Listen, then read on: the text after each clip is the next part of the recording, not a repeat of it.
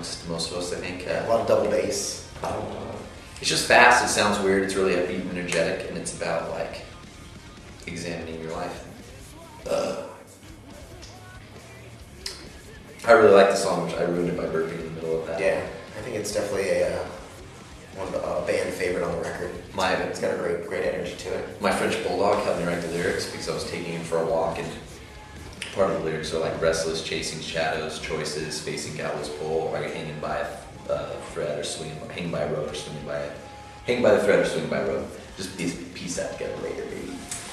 And should I say that again without it fucking it up? No, you did. Yeah. And my dog Zeus, we were out walking, and he was like chasing his shadow like continuously, or chasing like a butterfly shadow, and it just kind of got like my gears turning, and it gave me a cool word, and that's kind of how I wrote the lyrics for that song. Thanks, Zeus. Storm to Pass is written like in two different ways. A lot of the songs I wrote two different ways, and I kind of forgot. I'm only talking about one right now. But I would try to write like really open-ended so that you could take away whatever you wanted from each song. Like Storm to Pass is about how like, for me, like I could see depression coming. Like I could fucking see like a bunch of clouds or like a storm rolling in. And then it's also written for the parallel of like all Operation Desert Storm, Iraqi Freedom, Operation Go Find Weapons That Don't Exist, Operation Let's Go to Pakistan and start shit there. Like for me being from the United States, like I've grown up through like several conflicts, and I just watch it and it's like, oh, here comes another one, like here comes another shitstorm. It's not a good vibe. So it's definitely against some of our foreign policy. Past US foreign policy, not the current one. It's a song that originally, like lyrically completely different, musically completely different to an extent, was supposed to be on our last record. And it was something where we're like, gosh, why didn't we use that song? Like, we really like that song. We can only put so many songs on the record. That one didn't make it. So we went back, completely reworked it, changed it around a bunch, and it like ended up coming out even better than the original version. And yeah, and that's what you hear on the record. Yeah, Insatiable is another one. Like it's just kind of a fast, upbeat number. Kind of a rocker, kind of a classic rocker feel. It's just about how, like, for me, like, I'll use the phrase like "stay hungry." Like, I don't know if that exists over here, but it's like I always want more. Like, I always want to keep pushing. Like, I want to grind. I want more than I have. So it's just about like determination and, you know, satisfaction is the death of desire. Thanks, Atreyu. Yeah, about being insatiable. Yeah, musically it's just. We didn't leave too much up to chance with that song title. Yeah. It's kind of got the MTV, you know, news. You hear it first, you know, from the Kurt Loder days of MTV. You kind of riffing in that. We did that on purpose. That's pretty good.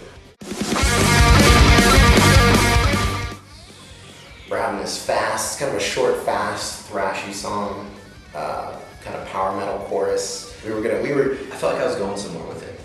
Well, I think you were going that we were going to try to get Ronnie James Dio to sing the chorus, but that wasn't where I was going. But it's a cool story. That's all. I just want Ronnie James Dio to sing for me.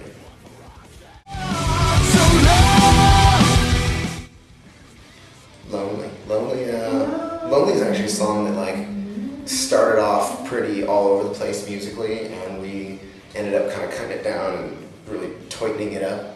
That was one of the ones we were most excited about, and then we were like the most least excited about for a little bit.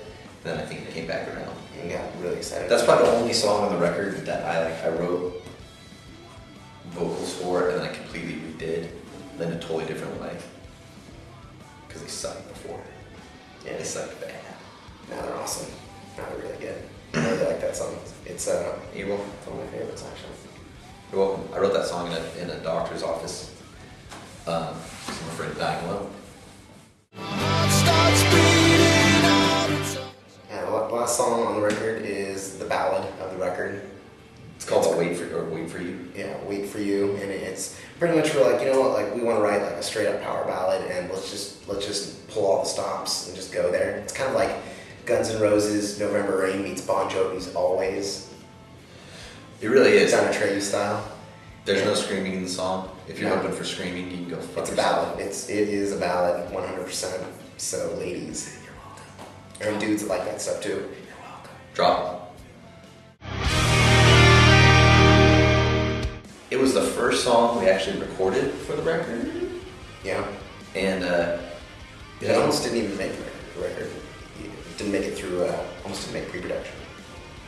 That's true, because I hated it. Alex was not feeling it at first. I openly admit it was really lame at first. But a lot better. Yeah, when we stepped it up, changed it around a little bit, and it's got some juice. It's almost, I'd say it's almost probably next in line for the second ballad on the record, but not really. More so just Alex really brings it home on the verses, a little, brings it down nice and soft, for... kind of like Barry Manilow meets Domino. Yeah. With a splash of Barry White. He makes love to the song via vocals.